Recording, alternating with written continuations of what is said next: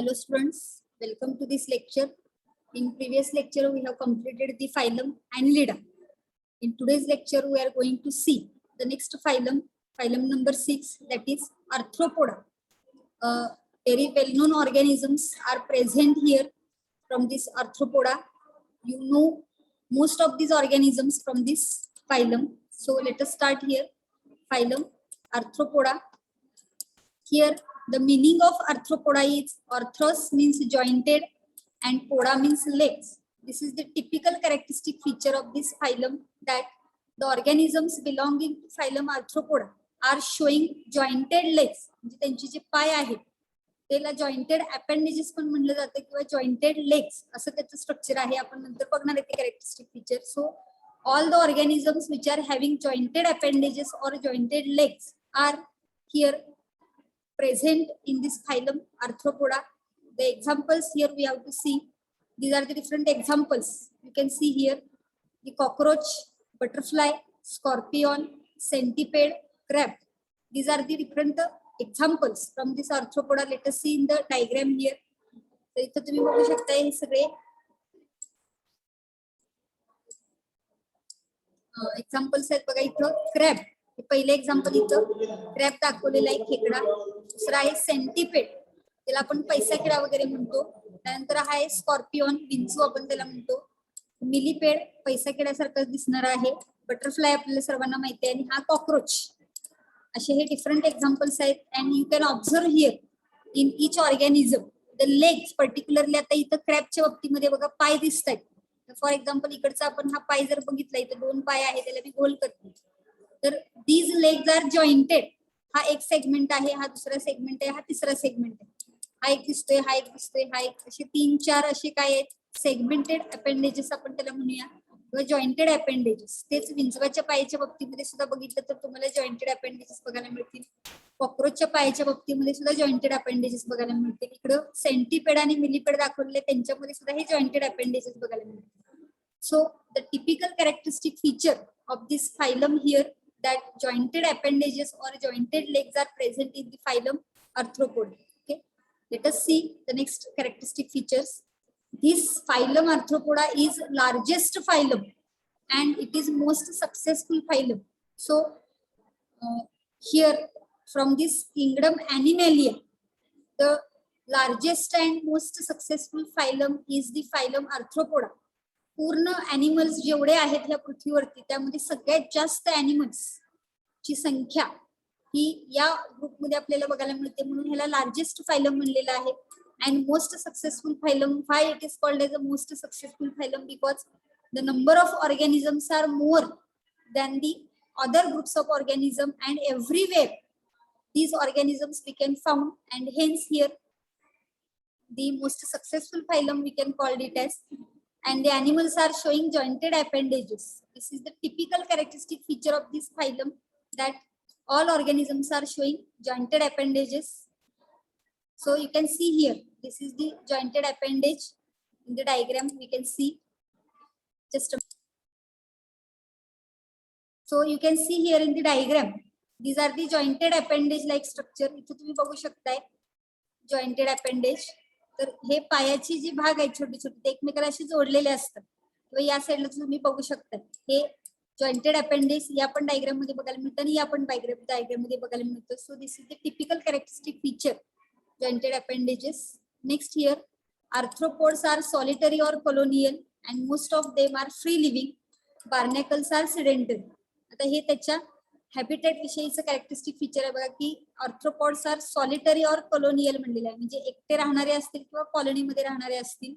एकटे राहणाऱ्यांमध्ये आपल्याला बटरफ्लाय आहे किंवा खेकडा आहे, विंचू आहे, हे सॉलिटरी मध्ये आपल्याला सांगता येतील. आणि कॉलोनियल मध्ये हनीबीज आहेत, कॉक्रोचेस आहेत, अँड्स आहेत, हे कॉलोनियल मध्ये कॉलनीमध्ये राहणारे आहेत. Most of them are free living. Maximum हे फ्री लिव्हिंग आहेत, but some are here sedentary. Sedentary म्हणजे चिकटून वाढणारे, जसं आपण फायलम कोरिफेरा मध्ये बघितलं, फायलम सिलेंड्रेटा मध्ये बघितलं की आधाराला चिकटून वाढणारे असतात, त्याला सिडेंटरी म्हटलं जातं. तर इथे एक्झाम्पल लक्षात ठेवायचं आहे बार्नॅकल्स. बार्नॅकल्स हे काय आहेत? सिडेंटरी ऑर्गॅनिझम आहेत. Let us see in the picture how this barnacles are growing. हे तर हे दगडावरती समुद्राच्या ठिकाणी आपल्याला असे दगडावरती वाढलेले हे असे व्हाईट कलरचे स्ट्रक्चर्स बघायला मिळतात. त्याला बार्नॅकल्स असं म्हणलं जातं. काही वेळेला हे बार्नॅकल्स मोठ्या माशांच्या, व्हेल मासा असेल, शार्क मासा असेल, तर त्यांच्या बॉडीवरती सुद्धा हे बार्नॅकल्स वाढलेले आपल्याला बघायला मिळतात. तर अशा पद्धतीच्या ऑर्गॅनिझमला आपण सिडेंटरी म्हणणार आहे. Okay, next here some are the parasitic arthropods. Some are parasitic arthropods which are sanguivorous. What is mean by sanguivorous? We have seen in previous lecture, that is vertebrate blood sucking. Here female mosquito, bed bug हे organisms आपल्याला इथं सांगता येतील की जे particularly व्हर्टिब्रेट blood काय करत असतात, सक करण्याचं काम करत असतात. बेड बग एक्झाम्पल बघूया आपण. बेडबग मॉस्किटो आपल्याला सर्वांना माहिती आहे. बेडबग म्हणजे आपण त्याला मराठीमध्ये ढेकून म्हणतो, बरोबर. अंथरुणामध्ये वगैरे आपल्याला हे बघायला मिळतात. रात्रीच्या वेळेला चावतात बघा अंगाला, तर हे बेडबगचं एक्झाम्पल आहे. आणि फिमेल मॉस्किटो म्हणलेला आहे बघा, ब्लड सकिंग. आपल्याला जे डास चावतात ते सगळे डास कसे असतात, फिमेल मॉस्किटो असतात. मेल मॉस्किटो कधीही चावत नाही. मेल मॉस्किटो प्लांट वरती फीड करत असतो, प्लांट सॅप वरती फीड करत असतो. पण ह्युमन बिईंगला चावणारे किंवा व्हर्टिब्रेट ऑर्गॅनिझमला चावणारे जे डास आहेत, पर्टिक्युलरली अॅनिमलला चावणारे, ह्युमन बिईंग असेल किंवा दुसरा कुठलाही असेल, तर ते मॉस्किटोज हे फिमेल मॉस्किटोज असतात. हे लक्षात ठेवायचं आहे. Okay, next characteristic feature, these are omnipresent, that is present everywhere. This phylum Arthropoda are showing number of organisms, largest phylum, and from this phylum the organisms are present everywhere on this earth. म्हणजे यामधला organism तुम्हाला झाडावरती बघायला मिळेल, जमिनीवरती बघायला मिळेल, जमिनीच्या आतमध्ये बीड वगैरे असतं त्या ठिकाणी बघायला मिळेल, पाण्यामध्ये बघायला मिळेल, गोड पाणी असेल, खारं पाणी असेल. अशी एकही जागा नाही की ज्या ठिकाणी आपल्याला हा आर्थ्रोपोडा मधलं ऑर्गॅनिझम बघायला मिळणार नाही. त्यामुळे प्रेझेंट एव्हरीवेअर म्हणलेलं आहे. आणि याला एक टर्म वापरली जाते ती म्हणजे ओमनी प्रेझेंट. ओमनी प्रेझेंट म्हणजेच काय, प्रेझेंट एव्हरीवेअर, सगळीकडे प्रेझेंट. जसं व्हेजिटेरियन असेल तर आपण हर्बीवोरस म्हणतो, आणि मांस खाणारे असतील तर आपण कार्निवोरस म्हणतो. आणि मांस आणि शाकाहारी दोन्ही असेल, मिक्स व्हेज आणि नॉनव्हेज दोन्ही खाणारे असेल तर आपण त्याला ओमनिवोरस म्हणतो, सर्व खाणारे. तसं आहे हा शब्द. ओमनी प्रेझेंट म्हणजे सगळीकडे प्रेझेंट असणारे हे ऑर्गॅनिझम्स आहेत. Okay, next characteristic feature here, they are bilaterally symmetrical, triploblastic, segmented, coelomate animals with tube within tube body plan. So the organisms belonging to phylum Arthropoda are showing bilateral symmetry. That means the body is divided into two equal halves through a single vertical plane or single median plane. Triploblastic means they are showing three germ layers: outer ectoderm, middle mesoderm and inner endoderm. The body is segmented. आता यामधल्या काही ऑर्गॅनिझमची body कशी असते, segmented असते. In previous phylum we have seen the segmented organisms are grouped together under the phylum Annelida. फक्त segmented body असेल आणि बाकीचे कॅरेक्टरिस्टिक फीचर मात्र वेगळे आहेत. त्यामुळे Annelida हा ग्रुप वेगळा केलेला आहे. इथं ऑर्गॅनिझमची बॉडी सेगमेंटेड जरी असली तरी टिपिकल कॅरेक्टरिस्टिक फीचर या फायलमचं काय आहे, तर यांच्यामध्ये जॉइंटेड अपेंडेजेस बघायला मिळतात. हे आणि अजून बरेचसे टिपिकल कॅरेक्टरिस्टिक फीचर आपण या फायलमचे बघणार आहे. त्यामुळे सेगमेंटेड बॉडी आहे, सिलोमेट आहे, ट्रू सिलोम प्रेझेंट आहे. Due to mesoderm splitting body cavity or body coelom is produced and it is showing tube within tube body plan. That means complete digestive system is there, having mouth as a separate opening and anus as a separate opening. Okay, these are the common characteristic features. बऱ्याचशा phylum मध्ये हे characteristic feature आपल्याला बघायला मिळतील की bilateral symmetry आहे, ट्रिप्लोप्लास्टिक आहे, coelomate आहे आणि tube within tube body plan आहे, सेगमेंटेड आहे. Okay, next characteristic feature here, body is covered by a tough chitinous cuticle which forms the exoskeleton. आता इथे एक पॉइंट आलेला आहे बघा की exoskeleton. What is mean bye skeleton?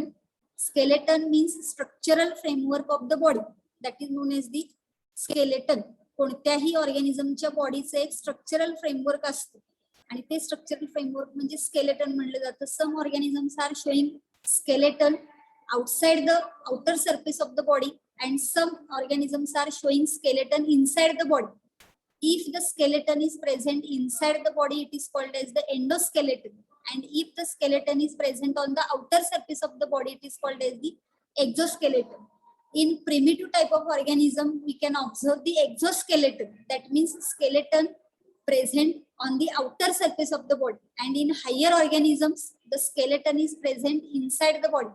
जसं आपल्या बॉडीमध्ये आपण बघितलं तर हाडांचा सांगाडा आपल्या शरीरामध्ये बघायला मिळतो. Endoskeleton which is made up of the bony endoskeleton आपण म्हणतो, म्हणजे बोन पासून आपल्या बॉडीमधलं एंडोस्केलेटन बनलेलं आपल्याला बघायला मिळतं. तसं प्रिमिटिव्ह टाइप ऑफ ऑर्गॅनिझम किंवा लोअर ऑर्गॅनिझम मध्ये बघितलं तर एक्झोस्केलेटन प्रेझेंट असतं. And here typical characteristic feature of this phylum Arthropoda is that the chitinous cuticle is present which is forming the exoskeleton. Chitin नावाचं एक प्रोटीन असतं, त्याला chitinous cuticle म्हणलेलं आहे. क्युटिकल म्हणजे कव्हरिंग, पूर्ण बॉडीच्या वरती काय असतं, कव्हरिंग असतं, आणि हे कव्हरिंग म्हणजे क्युटिकल शब्द वापरलेला आहे. आणि तो क्युटिकल कशापासून बनलेला असतो तर कायटिनस मटेरियल, कायटिन नावाचं एक प्रोटीन आहे त्याच्यापासून ते बनलेलं असतं, म्हणून त्याला कायटिनस क्युटिकल म्हणलं जातं. Let us see in the diagram here. तर इथं कॉक्रोचचं एक्झाम्पल दाखवलेलं आहे. कॉक्रोच सर्वांनी तुम्ही बघितलेलं असेल. तर कॉक्रोचच्या बॉडीवरती त्याचे पंख असतात, ते पंख सुद्धा कायटिन पासून बनलेले असतात, आणि बॉडीचं वरचं कव्हरिंग असतं ते सुद्धा कायटिन पासून बनलेलं असतं. आपण कॉक्रोचला जर मारलं तर वरचं जे त्याचं पंख आहे किंवा वरचा जो बॉडी सरफेस आहे तो कठीण लागतो बघा आपल्याला, जर आपण बघितलं हातात घेऊन तर तो कठीणपणा कशामुळे आलेला आहे तर त्याच्यामध्ये कायटिनस क्युटिकल प्रेझेंट असतं, ज्याला आपण एक्झोस्केलेटन म्हणणार आहोत. Okay. Next year body is divided into head, thorax and abdomen. आता या फायलम पासून पुढे सर्व फायलम मध्ये आपल्याला बॉडीचे डिव्हिजन सुद्धा बघायचे आहे. एक एक फायलम आपण पुढे कंटिन्यू करत गेलो तर कॅरेक्टरिस्टिकची संख्या वाढत गेलेली आपल्याला बघायला मिळते, कारण तशा पद्धतीने त्यांच्यामध्ये डेव्हलपमेंट झालेली आपल्याला बघायला मिळते. So here exoskeleton is present in the chitinous form and the body of organism is divided into 3 parts: head, thorax and abdomen. असे 3 parts आपल्याला बघायला मिळतील. And in some animals here head and thorax is fused to form cephalothorax. काही organism मध्ये head आणि thorax म्हणजे डोकं आणि छातीचा भाग जोडलेला असतो, त्याला सेफॅलोथोरॅक्स म्हटलं जातं. आणि काही ऑर्गॅनिझम मध्ये हेड, थोरॅक्स आणि ॲब्डॉमेन जे आहे ते सेपरेट असलेले बघायला मिळते. Let us see in the diagram. तर इथं कॉक्रोचचं एक्झाम्पल आपण बघणार आहे. हा जो दिसतोय तो हेड रिजन आहे, त्याच्यानंतर मधला जो रिजन आहे हेडच्या खाली त्याला थोरॅसिक रिजन म्हणलेला आहे, आणि छातीच्या खालचा जो भाग आहे त्याला ॲब्डॉमिनल रिजन म्हणलेले. असे हे 3 पार्ट्स आपल्याला सांगता येतील. हा हेड रिजन, हा थोरॅसिक रिजन, हा abdominal region. Okay. And these animals feed on detritus food and flesh etcetera. तर ह्यामधले जे ऑर्गॅनिझम्स आहेत ते कशावरती फीड करतात तर maximum organisms are feeding on the detritus food and flesh. What is mean by detritus food? The detritus food means the decomposing material. जे अन्न पदार्थ असतील ते सडणारे, कुजणारे आहेत, कारण भाकरी आपल्याला माहिती आहे सकाळची भाकरी संध्याकाळी चांगली राहते, पण दुसऱ्या दिवशी जर बघितलं तर भाकरी खराब झालेली असते. तर ती भाकरीचे तुकडे असतील, काही भाजी असेल, फळं असतील, तर ते ज्यावेळेला ते खराब व्हायला लागतात त्यावेळेला त्याच्यावरती आपल्याला माहिती आहे की मुंग्या लागतात, चिलट होतात, किंवा कॉक्रोच असतील घरामध्ये तर ती कॉक्रोच त्याच्यावरती फीड करतात. असं जे खराब होणारं फूड मटेरियल आहे किंवा खराब झालेलं आहे त्याच्यावरती ते फीड करतात. किंवा फ्लेश, मांस असेल सडणारं, कुजणारं, जसं एखादा ऑर्गॅनिझम मरून पडला असेल तर त्याला मुंग्या लागतात बघ, तर त्या मुंग्या काय करतात, ते मांस जे असतं ते खाण्याचं काम करत असतात. या पद्धतीने डेट्रिटस फूड आणि फ्लेश, जे सडणारं कुजणारं मांस आहे किंवा सडणारं कुजणारं अन्न पदार्थ आहे त्याच्यावरती फीड करणारे हे ऑर्गॅनिझम आहे. Next year they are showing legs for crawling, creeping, walking and wings for flying. So here the legs which are present in these organisms are useful for crawling, creeping आणि walking म्हणलेले. चालण्यासाठी त्या पायांचा वापर केला जातो. Crawling म्हणजे सरपटणे. एखादी भिंत असेल, कॉक्रोच बघा भिंतीवरती चढतो, किंवा एखादं काही घरामध्ये कपाट असेल, भिंत असेल, एखादा पडदा असेल, काही मटेरियल असेल तर त्याच्यावरती सरपटल्यासारखा तो करतो. किंवा क्रिपिंग, चढण्याची प्रोसेस आपल्याला तिथे बघायला मिळते. या वेगवेगळ्या कंडिशन मध्ये त्या लेगचा वापर केला जातो. And wings for flying. Most of the insects are showing presence of wings which are used for flying. Butterfly असतील, and insect चे बरेचसे प्रकार आपल्याला माहित आहेत, जसं मॉस्किटो आहे, कॉक्रोच सुद्धा काही वेळेला एका ठिकाणाहून थोड्याशा अंतरावरती तो उडत असतो. मधमाशीचा प्रकार आपल्याला माहिती आहे, भुंग्यांचे अनेक प्रकार आपल्याला माहिती आहेत. सर्व या ऑर्गॅनिझम या ग्रुपमध्ये आपल्याला आलेले बघायला मिळतात. त्याच्यामध्ये विंग्स फॉर फ्लाइंग आहेत आणि लेग्स फॉर क्राउलिंग, क्रिपिंग आणि वॉकिंग साठी वापरले जातात. Okay. Next characteristic feature, here digestive system is complete and it is divided into foregut, midgut and hindgut. गट म्हणजेच डायजेस्टिव्ह सिस्टीम असा अर्थ घेतलेला आहे इथं. डायजेस्टिव्ह सिस्टीमचा पहिला भाग जो आहे त्याला फोरगट म्हणले जातं. डायजेस्टिव्ह सिस्टीमचा मधला भाग आहे, मिडल पार्ट आहे, it is known as the midgut and the end part of the digestive system is known as the hindgut.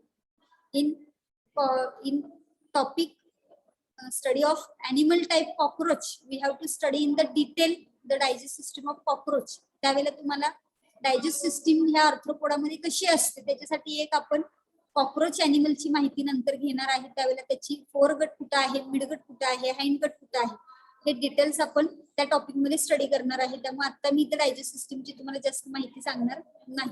Okay. Next year, mouth parts are highly evolved, useful for biting, sucking and chewing. आता in this phylum arthropoda, the different types of organisms we can see, and these different types of organisms are showing highly evolved mouth parts. म्हणजे त्यांच्या mouth मध्ये different parts असतात जे highly evolve झालेले आहेत. And this evolution is for biting. जसं डास आहे तो बाईट करतो. सकिंग, फुलपाखरू आहे, फुलपाखरू काय करतं, मधमाशा असतील, फुलपाखरू असतील, भुंगा असेल, हे काय करतात, त्या फुलांच्या जवळ जातात आणि फुलांच्या मध्ये एक शुगरी नेक्टर सबस्टन्स असतो, तो सक करण्याचं काम करतो. त्याला sucking type of mouth part म्हणलं जातं. कॉक्रोच मध्ये असेल तर chewing type of mouth part म्हणलेला आहे. कॉक्रोच ज्या वेळेला फूड मटेरियल खातो त्यावेळेला माउथ पार्टच्या साहाय्याने त्या फूड मटेरियलचं काय केलं जातं, च्युइंग केले जाते. यांच्यामध्ये दात असत नाहीत, लक्षात घ्या. आपल्याला जसे दात आहेत, जसं आपण च्युइंग साठी वापर करतो, चावण्यासाठी वापर करतो, तसं यांच्यामध्ये माउथ पार्ट्स ही वेगवेगळ्या पद्धतीचे असतात. त्यापैकी आपण कॉक्रोचचे माउथ पार्ट्स कसे असतात ते त्या टॉपिक मध्ये बघणार आहे. मग आता फक्त एवढंच लक्षात ठेवायचं की mouth parts are highly evolved and these are used for biting, sucking and chewing. Okay. Next year, circulatory system is open type. That means blood flows in open sinuses, baths the organ and blood cells are present म्हणलेलं आहे. In previous lecture we have seen in phylum Annelida closed circulatory system is present, and in phylum Arthropoda here the open circulatory system is there. What is the difference between open circulatory system and closed circulatory system? In open circulation blood is flowing through the body cavity openly, and in closed circulatory system blood flows through closed pipe like structure, that is blood vessel. त्यामुळे arthropoda मधला कुठलाही organism जर आपण बघितला तर त्याच्यामध्ये आपल्याला blood vessels बघायला मिळणार नाहीत, कारण यांच्यामध्ये सर्क्युलेटरी सिस्टीम ही ओपन टाइपची आहे. Blood flows through open sinuses म्हणलेले, पूर्ण बॉडी कॅव्हिटी मध्ये हे ब्लड फ्लो होत असतं.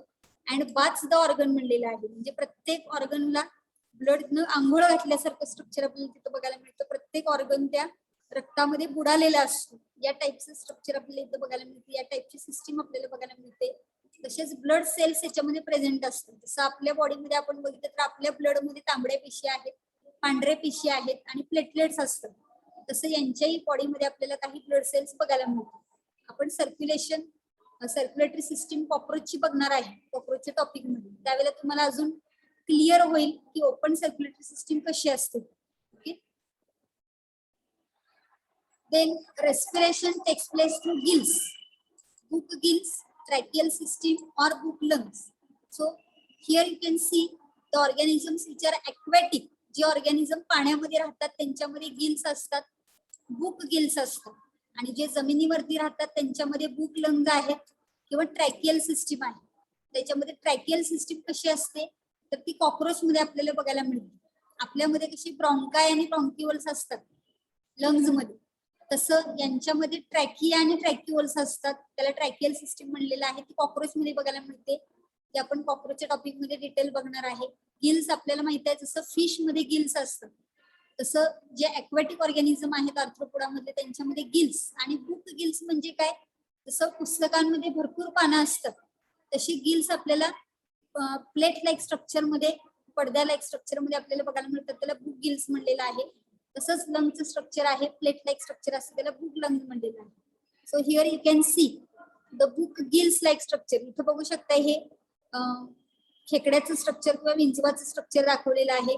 खेकड्याचं स्ट्रक्चर आपण इथं हे बुक गिल्स आहेत बघा, इथं नाव दिलेलं आहे बुक गिल्स. आणि हे जे स्ट्रक्चर जसं एखादं पुस्तक ठेवल्यानंतर दिसतं तसं ते गिल्स स्ट्रक्चर आहे, म्हणून याला बुक गिल्स म्हणलेलं आहे. आणि बुक लंग्स कसे असतात ते इथे दाखवलेले आहे बघा. हे लंग्सचे अशी काय असतात, लॅमिली पडद्यासारखे, घड्या पडल्यासारखे स्ट्रक्चर, जसं पुस्तकातलं एकावर एक पुस्तकं ठेवल्यानंतर कसं स्ट्रक्चर दिसतं तशा टाईपचं आपल्याला इथे स्ट्रक्चर बघायला मिळतं, त्याला बुक लंग्स म्हणलेलं आहे. ट्रॅकियल सिस्टीम कॉक्रोच मध्ये कशी असते ते आपण बघणार आहे नंतर. तर या पद्धतीने रेस्पिरेटरी सिस्टीम जी आहे ती गिल्सच्या साहाय्याने बनलेली असते, किंवा बुक गिल्स आहेत, ट्रॅकियल सिस्टीम आहे किंवा बुक लंग्स आहे. Okay, next characteristic feature here, excretion takes place by green glands और माल्पिगियन ट्युब्युल्स और कॉक्सल ग्लँड म्हणलेला आहे. बघा प्रत्येक फायलम मध्ये एक्सक्रिटरी सिस्टीम जी आहे ती थोडीशी मॉडिफाय होत चाललेली आहे. अगदी सुरुवातीला आपण नेफ्रिडिया बघितलं, नंतर प्रोटोनेफ्रिडिया और फ्लेम सेल्स बघितलं, मागच्या याच्यामध्ये पण आपण प्रोटोनेफ्रिडिया बघितलेल्या होत्या. आणि या फायलम मध्ये आपल्याला ग्रीन ग्लँड्स किंवा त्याला माल्पिगियन ट्युब्युल्स असं नाव दिलेलं आहे, किंवा कॉक्सल ग्लँड्स असं म्हणलेलं आहे, त्याच्या थ्रू एक्सक्रीशन कॅरी आउट केलं जातं. So here we can see, आता ही कॉक्रोचची डायजेस्ट सिस्टीम दाखवलेली आहे बघा. याच्यामध्ये तुम्हाला माल्पिगियन ट्युब्युल्स फक्त बघायचं आहे, बाकीचे डिटेल्स आपण नंतर बघणार आहे. तर हे माल्पिगियन ट्युब्युल्स आहेत बघ, इथं आपल्याला हे माल्पिगियन ट्युब्युल्स बघायला मिळतात. हे जे स्ट्रक्चर दिसते हे माल्पिगियन ट्युब्युल्स आहेत. जवळपास 80 ते 120 अशी माल्पिगियन ट्युब्युलची संख्या कॉक्रोच मध्ये आपल्याला बघायला मिळते. वेगवेगळ्या ऑर्गॅनिझम मध्ये वेगवेगळी संख्या असणार आहे. तर एक्सक्रीशन आणि ऑस्मोरेग्युलेशन कॅरी आउट करणारा पार्ट, हे नाव इथं लक्षात ठेवायचंय, माल्पिगियन ट्युब्युल किंवा ग्रीन ग्लँड, किंवा त्याला काय म्हणलेलं आहे, ऑक्सल ग्लँड म्हणलेलं आहे. So this is the excretory system. इथं कॉक्रोच मध्ये हे आपल्याला स्ट्रक्चर इथं बघायला मिळू शकेल. आणि इथं तुम्हाला मगाशी दाखवलेलं आहे बघा, फोर गट, मिड गट आणि हाइंड गट. कॉक्रोचची डायजेस्ट सिस्टीम आहे, त्याचे हे पार्ट दाखवलेले आहेत बघा. हे फोर गटचा पार्ट आहे इथपर्यंत, जे हा जो येतो एवढा हा फोर गटचा पार्ट आहे. इथून खाली हा मिडगटचा पार्ट आहे, आणि इथून खाली हा हँडगटचा पार्ट आहे. या पद्धतीने 3 गट सिस्टीम आपल्याला याच्यामध्ये बघायला मिळते. Okay, next characteristic feature here, nervous system is forward by nerve ring and a double ventral ganglionated nerve cord. जसं आपण फायलम ॲनिलिडा मध्ये बघितलेला होता तसंच सेम नर्वस सिस्टीम आहे. इथं नर्व रिंग आहे आणि double ventral ganglionated nerve cord आहे. Sense organs like antennae, compound eyes, statocyst or balance organs are present. या ऑर्गॅनिझम मध्ये सुद्धा आपल्याला सेन्स ऑर्गन बघायला मिळतात. जसं आपण अँटिनी, कॉक्रोचला आपल्याला माहित आहे की तोंडाच्या तिथं 2 अशा इलॉंगेटेड स्ट्रक्चर्स आपल्याला बघायला मिळतात. समजा इथं आपण कॉक्रोचची जर ही बॉडी पकडली तर हे असे 2 आपल्याला कॉक्रोच मध्ये बघायला मिळतात बघा. हे स्ट्रक्चर म्हणजे काय असतात, अँटिनी त्याला म्हणलं जातं. सिंगल असेल तर अँटिना, पण 2 असतात. आणि कॉक्रोचला जिथून अँटिना आलेला असतो तिथंच आपल्याला असे 2 कंपाऊंड आईस पण बघायला मिळतात. कॉक्रोच मध्ये हे कंपाऊंड आईस सुद्धा आपल्याला बघायला मिळतात. तसंच काही ऑर्गॅनिझम मध्ये स्टॅटोसिस्ट और बॅलन्स ऑर्गन म्हणलेलं आहे. जसं मधमाशा आपण बघितल्या की ज्या अवकाशामध्ये उडत असतात, किंवा फुलपाखरं असतात, कीटकांचे अनेक प्रकार आहेत इन्सेक्टचे, त्या ऑर्गॅनिझम मध्ये जर आपण बघितलं तर तिथं आपल्याला काय बघायला मिळतं, स्टॅटोसिस्ट और बॅलन्स ऑर्गन. त्यांची बॉडीचा बॅलन्स राखण्यासाठी अवकाशामध्ये ते फिरत असताना, किंवा झाडावरती मधमाशांचं पोळं असतं, मधमाशी खाली पडत नाही कारण त्यांच्यामध्ये बॅलन्स ऑर्गन्स असतात बॉडीचा बॅलन्स राखण्यासाठी, त्याला स्टॅटोसिस्ट म्हणलेलं आहे. या पद्धतीचे सेन्स ऑर्गन्स आपल्याला त्याच्यामध्ये बघायला मिळतात. Sexes are generally separated, that is dioecious, showing sexual dimorphism. म्हणजे मेल ऑर्गॅनिझम आणि फिमेल ऑर्गॅनिझम वेगवेगळा असतो. युनिसेक्शुअल ऑर्गॅनिझम त्याला म्हणू शकतो, किंवा डायोशियस कंडिशन आहे. Animals are mostly oviparous. आता इथे कंडिशन आलेले आहे बघा, ओव्हिपॅरस, आणि एक्सेप्शन आहे तिथं स्कॉर्पिओ आणि viviparous. What is the difference between oviparous and viviparous, हा आपण इथं समजून घेऊया. Oviparous means the young ones are produced from the egg. अंड्यातून पिलांचा जन्म होतो, birth of the young one from the eggs, that condition is known as the oviparous. आणि व्हिव्हिपॅरस म्हणजे the female organism is directly giving birth to their young one. जी female organism असेल त्या animal मधली जी फिमेल पॅरेंट असेल, ती female parent direct काय करते, तिच्या पिलाला जन्म देते. तसं ह्युमन बिईंग मध्ये बघितलं तर आईच्या पोटातून बाळाचा जन्म होतो, विव्हिपॅरस कंडिशन म्हणायची. किंवा गाई म्हैशीला कुत्र्या मांजराला जी पिलं होतं ती कंडिशन म्हणजे विव्हिपॅरस. म्हणजे कोंबडीचं आपण एक्झाम्पल बघितलं, कोंबडीचा जन्म आहे तो अंड्यातून पिलाचा जन्म होतो. तर अंड्यातून पिलाचा जन्म होत असेल तर त्याला ओव्हिपॅरस म्हणायचं. आणि डायरेक्ट फिमेल पॅरेंटच्या बॉडीमधून जर पिलाचा जन्म होत असेल तर त्याला विव्हिपॅरस म्हणायचं. ही एक नवीन टर्म या फायलम पासून आपल्याला पुढे बघायची आहे. त्यामुळे मोस्टली ऑर्गॅनिझम कसे आहेत, ओव्हिपॅरस आहेत. आणि एक्सेप्शन त्याला आहे स्कॉर्पियन, ज्याला आपण विव्हिपॅरस म्हणणार आहे. Next, fertilization is generally internal. Fertilization म्हणजे काय, तर मेल आणि फिमेल गॅमेटचं फ्युजन. तर मेल आणि फिमेल गॅमेटचं जे फ्युजन आहे ते इनसाइड द फिमेल बॉडी होतं, याला इंटरनल फर्टिलायझेशन म्हणलेलं आहे. Development is direct or indirect by metamorphosis. आता इथे एक टर्म आणून आलेले आहे बघा, मेटामॉर्फोसिस म्हणजे काय, तर डेव्हलपमेंट डायरेक्ट किंवा इनडायरेक्ट. म्हणजे डायरेक्ट आहे तसाच ऑर्गॅनिझम जर निर्माण झाला, तयार झाला, तर त्याला डायरेक्ट डेव्हलपमेंट म्हणायचं.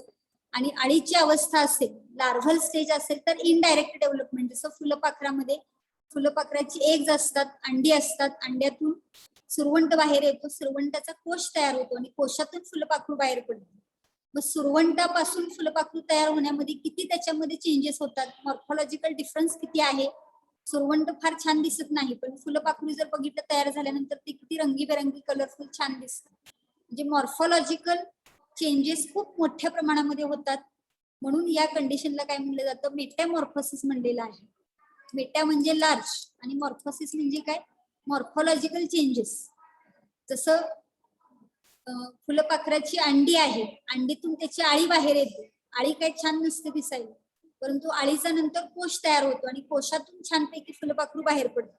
तर अशी कंडिशन असेल तर त्याला मेटामॉर्फोसिस म्हणलेलं आहे. इनडायरेक्ट डेव्हलपमेंट असते, डायरेक्ट फुलपाखराच्या अंडीतून फुलपाखरू बाहेर पडत नाही, म्हणजेच त्याला इनडायरेक्ट डेव्हलपमेंट म्हणायची. आणि खूप मोठा मॉर्फॉलॉजिकल बदल तिथं होतो, एक्सटर्नल कॅरेक्टरिस्टिक फीचर मध्ये खूप बदल होतो. अशा कंडिशनला काय म्हणलं जातं, मेटामॉर्फोसिस म्हणलं जातं. ओके, ही नर्वस सिस्टीम आहे बघा. मग अशी बघितल्या पद्धतीने इथं तुम्हाला नर्व रिंग बघायला मिळेल आणि हा तुमचा गँग्लिओनेटेड नर्व कॉर्ड आहे. हा एक गँग्लिओन आहे, हा एक गँग्लिओन आहे, हा एक गँग्लिओन आहे. इथे छोटे छोटे गँग्लिओन्स असतात. ही नर्वस सिस्टीम आहे कॉकरोचची. आपण इन डिटेल कॉकरोचच्या टॉपिक मध्ये हे सर्व बघणार आहे. Okay, next characteristic feature here, in some arthropod organism the development of young ones or the production of young ones are produced here by the parthenogenesis, that is without fertilization. आता या आर्थ्रोपॉडचे काही typical characteristic features आहेत जे आपण इथून पुढे बघणार आहे. मग अशापर्यंत बघितले ते फायलमचे कॅरेक्टरिस्टिक झाले. आता जे टिपिकल ह्याच फायलम मध्ये आपल्याला बघायला मिळतात त्यातले काही कॅरेक्टरिस्टिक फीचर्स आहेत इथं. सर, इन सम आर्थ्रोपॉड्स, काही आर्थ्रोपॉड मध्ये आपल्याला जे यंग वन्स प्रोड्यूस केले जातात, जसं हनी बीज आहे आणि बग्स आहेत. हनी बी म्हणजे माहिती आहे मधमाशी, आणि बग्स म्हणजे ढेकून आपण बघितलं आता मग अशी.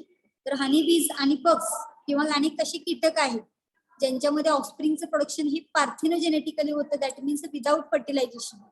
जनरली सेक्शुअल रिप्रोडक्शन होत असताना काय होतं, मेल आणि फिमेल गॅमेटचं फ्युजन होतं, त्यालाच फर्टिलायझेशन आपण म्हणतो. आणि after fertilization new young one or the new offspring will be produced. ही नॉर्मल प्रोसेस आहे. But here in some arthropod organism, the young ones are produced, the offsprings are produced, but they are produced without fertilization. म्हणजे तिथं mail आणि female गॅमेटचं fusion होत नाही, पण तिथं आपल्याला काय बघायला मिळतं, नवीन यंग वन तयार झालेलं बघायला मिळतं, नवीन ऑफस्प्रिंग तयार झालेलं बघायला मिळतं. That process or mechanism of production of young one or offspring without fertilization is known as the parthenogenesis. त्या मेकॅनिझमला तिथं काय म्हणलेलं आहे, पार्थेनोजेनेसिस म्हणलेलं आहे. हे नॅचरली आपल्याला ह्या ऑर्थ्रोपॉड मध्ये हनी बीज आणि बग्स सारखे ऑर्गॅनिझम्स आहेत, त्यांच्यामध्ये हे कॅरेक्टरिस्टिक फीचर बघायला मिळतं की नवीन ऑर्गॅनिझम तयार होत असताना विदाउट फर्टिलायझेशन हे नवीन ऑर्गॅनिझम तिथं तयार होत असतात. आणि या कंडिशनला इथं काय म्हणलेलं आहे, पार्थेनोजेनेसिस म्हणलेलं आहे. Okay, so there are number of characteristic features we have to see, but the time is no more here, so we will stop here, and the remaining characteristics we have to discuss in tomorrow's lecture. Okay, so we will stop here.